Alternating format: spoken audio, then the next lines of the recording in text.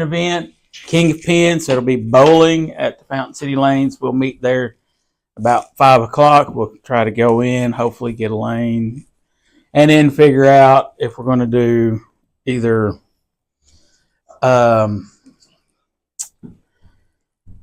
pay by, just bowl games, or try to rent the lane for however long, for the hour, depending on how many is there and so forth.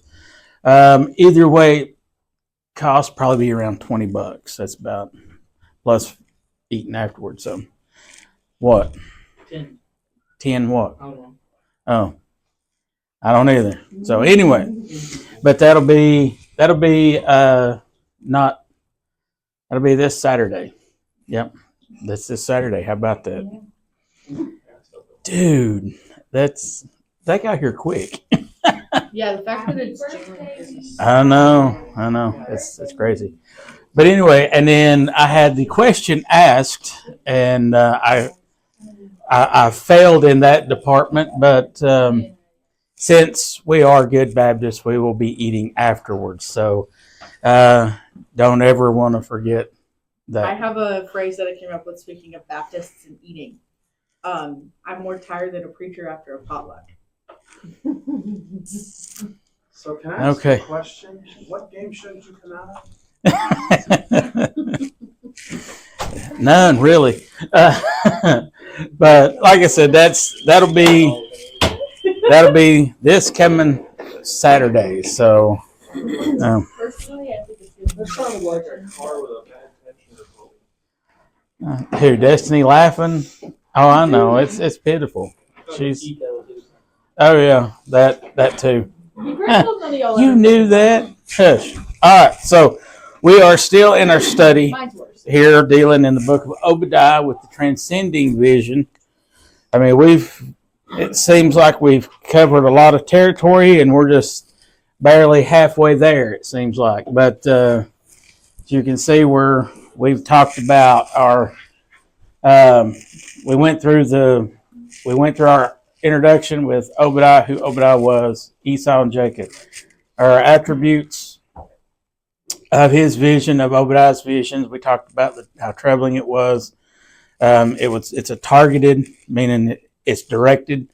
It's a tactical one. God gives his plan on how he's going to do it. And now we've made it up to the tough part of the vision. And last week we talked about the visceralness of the vision. And I'm really surprised that no more than what we had, that we didn't get through that one, but we'll see how we go through today. But in verse number 12 says, "But thou shouldest not have looked on the day of thy brother, in the day that he became a stranger, neither shouldest thou have rejoiced over the children of Judah in the day of their destruction, neither shouldest thou have spoken proudly in the day of distress." And as you can see here, we've titled, or give a, I guess titled, we're calling this the vengeful verse of Obadiah's vision here. And and that's kind of a weird word, because of the word that I first came up with after that is revenge. That's what has been on the mind of the nation of Edom for generations. As you see here, God is saying, "But thou shouldest not have looked on the day of thy brother." Edom was, as we talked about, Edom was a nation that was close. They were close, but they were, close but far away, kind of like, and they were close in proximity, but as far as relationship-wise, they were just as far away as east is from the west. They had absolutely no desire whatsoever to have anything to do with the nation of Israel, with Judah or anything. And with that being said, that, as we've talked about, the long-running and deep-running issues that they've had between the two brothers, going all the way back to Genesis 25, when we see the strife between the two, even in their mother's womb. I mean, it's just always something been there, and it's never went away, even all the way up to today. But the nation of Israel has had, conflict and everything else. And even though there's not that much of a conflict from the nation of Edom or any, descendant of an Edomite, that has just kind of transitioned over to someone else and everything. So the vengefulness, and I looked that word up, and you kind of think it would be sort of like revenge. How we think of the word revenge. You do something against me, well, I'm going to extract my revenge back on you, and I'm going to do something back to you. Well, that's not kind of how the word vengeful is used. The word vengeful means just an attribute. It's just something used to describe your actions toward someone else. It's not an actual attempt of you coming after somebody to exact some type of, retaliation on someone for something that they did to you. Vengeful means it's just an attribute. It's an attitude with which that you project across to someone, and in their vengefulness, they were, as we see here, God says, "Thou shouldest not have looked in on the day of thy brother." They were actively keeping account, keeping record of the bad things that happened to the nation of Israel at this time, because they found joy in it. That was the whole purpose of their existence at this time, was to see anything and everything bad happen. Has anybody ever been like that? Have you ever had those times in your life where you might not have actually went about the way of exacting some type of physical revenge, but you might kind of sit back in the shadows and find joy in the fact that somebody who has wronged you, that you could have helped come to their aid about, but chose not to. And you just kind of sat back and just watched as they, floundered, so to speak, with the whatever it is that they find themselves being entangled in at that time. I mean, it's just a natural humanistic, part of the sinfulness that this body and this flesh is made up of. It's just something. I mean, that's one of the things that we kind of have to be mindful of in our Christian walk, so as to not define us. I mean, there's a lot of Christians today who have been defined by the way that they, the way they act. And I kind of hate to say that, that I've kind of borderline adopted some of that mentality in my Christian life. And if you're not careful, you can not even realizing it. How many of you have ever seen something bad happen to a fellow Christian that gets out of church, and you kind of have this thought of, well, I didn't think that would last. If you're not careful, that will start to define who you are in your Christian life. Just by the attitude with which that you project because of something that may or may not have happened to someone. If you're not happy for someone who has something good happen to them, a fellow Christian or whatever, that attitude will start to define who you are if we're not careful. And that's kind of that's what's happened here when it comes to the nation of Edom. They had adopted that mentality. It wasn't toward other heathenistic nations, even though they were Jewish, but they acted and they followed after the heathenistic nations that was around them. because the heathenistic nations didn't like the nation of Israel. So therefore, they identified more with the heathen, the Gentile, the unchosen people of God versus the chosen people of God. The nation of Edom, that we still have to remember, is the nation of Edom was still part of the Jewish family. Isn't it like the enemy of my enemy is my friend? To a certain degree, it can be. So, like I said, and personally, I personally believe, you can, if you study this out and you see something totally different than I do, and you come up with your own conclusion, but I personally believe that when it came to the strife that was between Esau and Jacob, as generations continued on throughout the annals of time, I think that feeling of hatred just was passed on from one generation to the next, and the further it went down the line, the stronger that hatred became. As human beings, even as Christians, we have to be mindful of the things that we are either intentionally passing along to generations, to our children and our children's children. We're either doing it on purpose or we're doing it by accident. But something is getting passed along from one generation to the next, whether we realize it or not. I mean, that's the thing. And the sad part is the ones that know what they're passing along, which would be the hatred.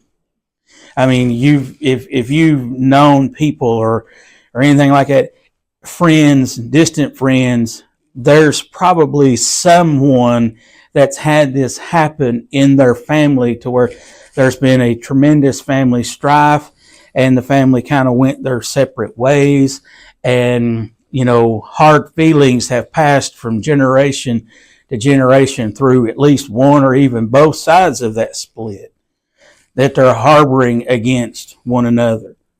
To kind of go back and use a familiar term that we brought about here just 2 or 3 months ago, the greatest historical description of that, the greatest thing that I can think of would be the Hatfield and the McCoys, as that hatred for one another was passed down from one generation to the next, and that is an actual recorded strife between two families and everything. But it's really bad when it happens in the same family, and that's kind of what we're looking at here today. So as we see, my personal feeling is that, and I keep looking in the wrong section. My personal feeling is that as the generations progressed, that hatred for the nation of Israel was passed down and only grew stronger within the nation of Edom. As it stood, Edom would not only take an active, not actually, as it stood, Edom would not actually take an active role in bringing about the demise of their brother, but they definitely weren't going to stand in the way of the attack either. And as we said, if we look here back at your verse, you says God tells us, "But thou shouldest not have looked on the day thy brother became a stranger, neither shouldest thou have rejoiced over the children of Judah in the day of their destruction, neither shouldest thou have spoken proudly in the day of distress." And that was, like I said, that vengeful nature that Edom had toward their fellow brother was something that just continually, as generations went on, got worse and worse and worse. Another interesting yet disturbing account in this verse is the fact that often we are mad at someone when we're mad at someone, we rejoice. And like I said, we kind of already hit on that a little bit, but we've all been there. I mean, it's more typical. This type of illustration can be more so found when it comes to actual siblings. I can use my two back here. Probably one would revel in the fact that the other got in trouble. I know that was the case with me and my sister, and some of the things that my sister tried to get me in trouble for because she's that mean and horrible. I'm just kidding. But I mean, that's just going to be present in children and siblings as they're coming along. It's sad to say, but unfortunately, that can continue to carry on. I mean, a lot of times, the problems that me and my sister had growing up, we did for the most part kind of outgrow. Granted, she's gotten her family and stays busy with her family, and I've got my family, and we're separated by a little bit of distance and stuff, but. When it comes to it, we have, for the most part, kind of outgrew that.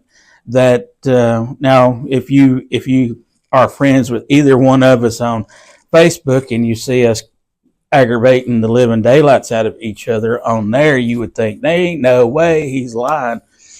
But no, I mean, it's for the most part, I can say for the most part, a lot of that strife and a lot of that stuff between the two of us, time and distance has kind of calmed down and squashed, and we get along for the most part with each other fairly well today. That wasn't the case growing up when we both lived under the same roof and so forth. So, like I said, it's that's just kind of part of the whole thing, but.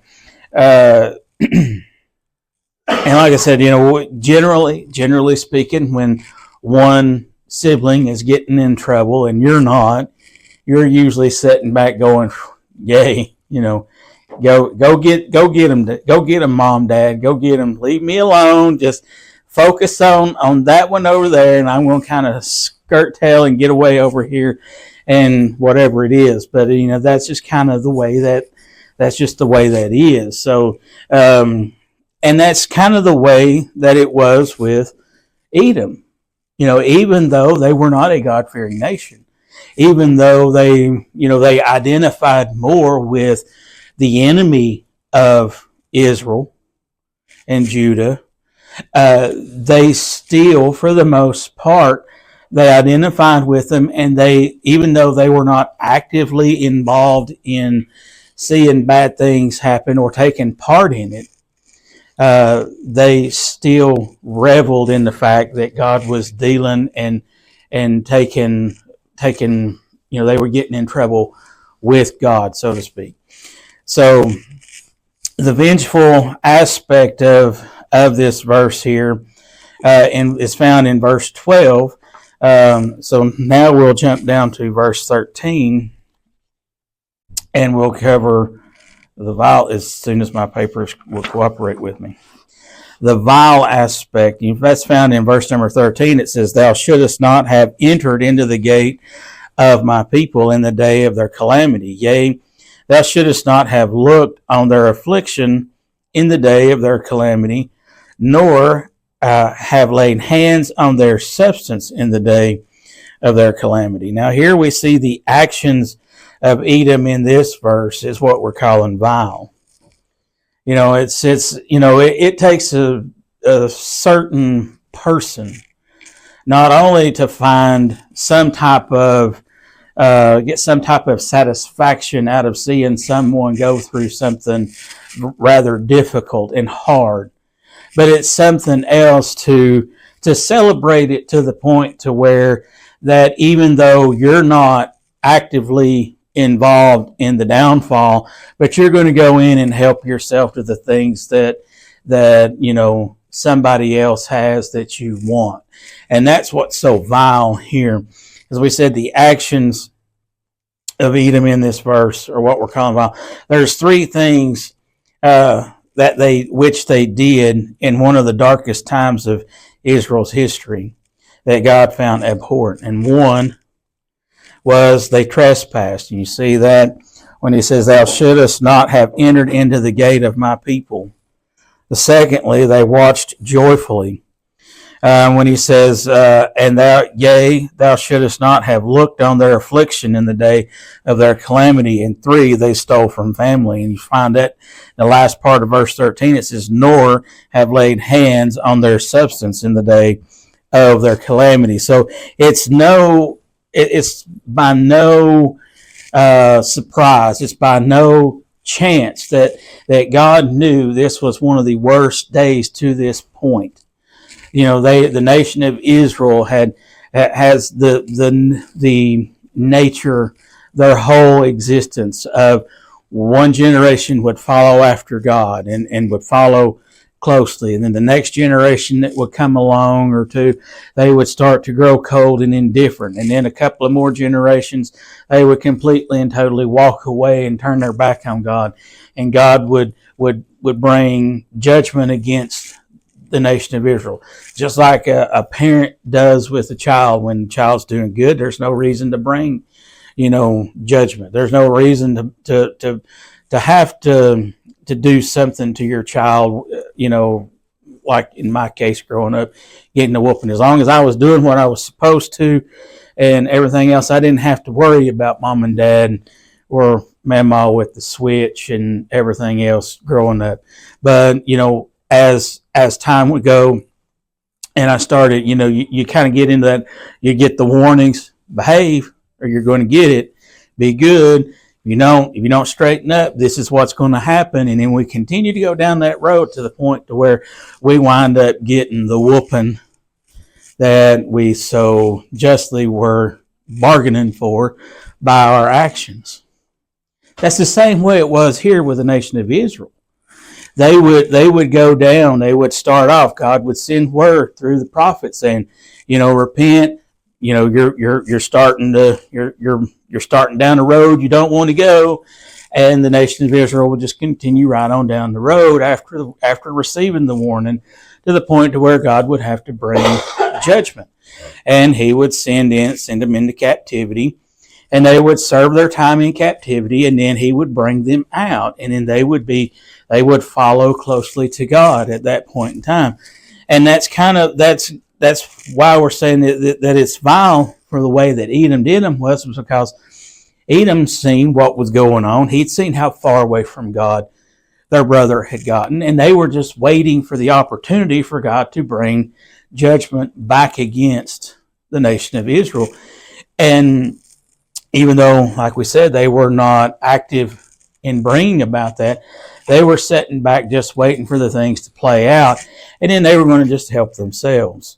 This type of attitude will allow you liberty and freedom to do things that otherwise you would never do at any other time. At any other time, the Edom would not have, as much as Edom never let the nation of Israel come into their property, into their territory, or when they were fleeing, they couldn't come into the nation of Edom, their territory, to go here, to go through. They never would allow them to go through. They had to go all the way around. They made it very difficult, made it very tough on the nation of Israel and everything. And because of that, they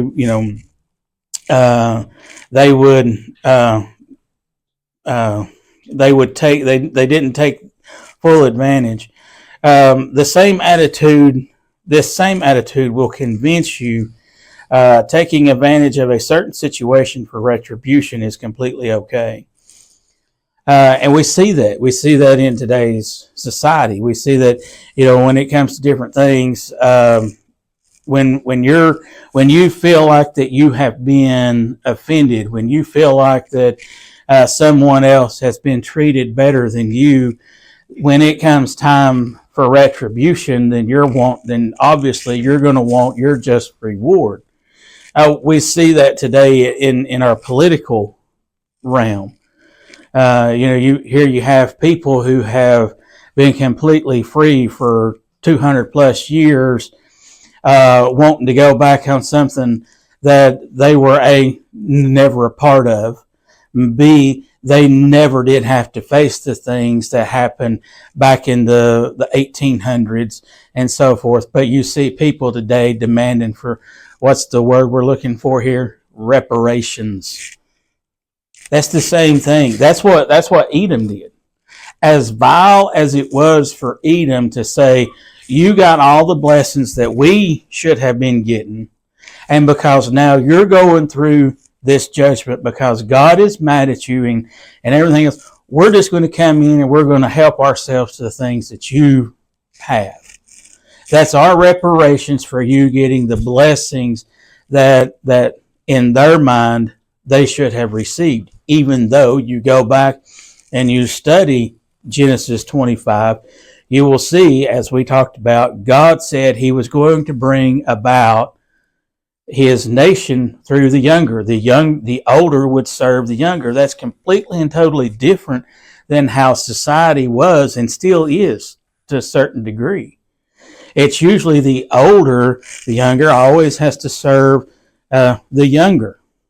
Or the younger has to serve the older, I should say. I'm getting it confused because in this instance, God reversed it.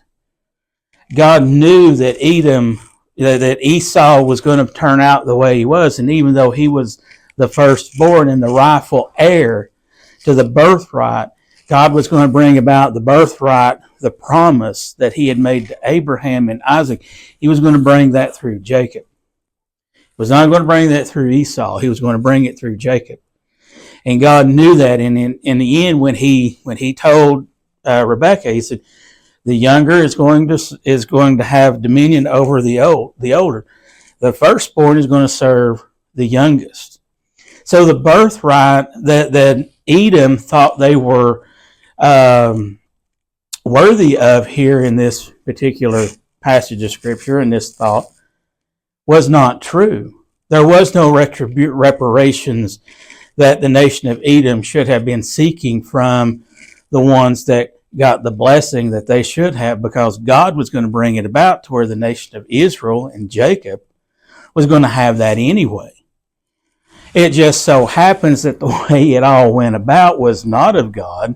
It was of man. It was of Rebekah and Jacob. Even though Jacob knew better, he still followed his mother. His mother pushed it, and he followed what his mom was telling him to do, and he did as she told him to. And he went along with it. Along with that come all the problems that they have. Isn't it funny to look back and see that the majority of the problems that we have in our own lives are the problems that we have ushered in on our own? A lot of the problems that we face in our Christian walk with God, in our just whatever, a lot of the problems we face are brought on by us. You know, I'm sure that the ones that's in college and stuff in here right now, you can testify to the fact that you knew a certain time is coming up, a certain deadline is here, and when you don't adequately prepare for that, what happens? You brought that on yourself, and now you're faced with having to do,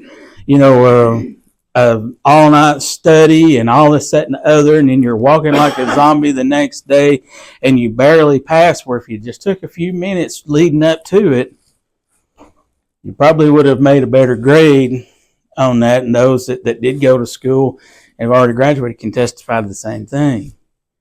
A lot of the problems that we face, we bring on ourselves, and that's the same way here. A lot of the problems that the nation of Israel was facing, especially when it came to their brother here, had they waited, had Jacob refused to do what his mother told him. And I'm not saying that's always best, but in this instance, it would have been better for Jacob to say, no, Mom, that's not right, and then let God bring it to be. A lot of the problems that they faced would not have been. So, like I said, when it comes down to this, for Edom, all the blessings that God was giving them should have been theirs. They should have been the greater nation. not the little brother. And that was Edom's thought process. And that's why they did what they did here in verse number 13 when they went in and partook of the things, the blessings that God had given Jacob. So, all right, next week we'll kind of jump down here into the vindictive part of this tough part. All right, you're free to go.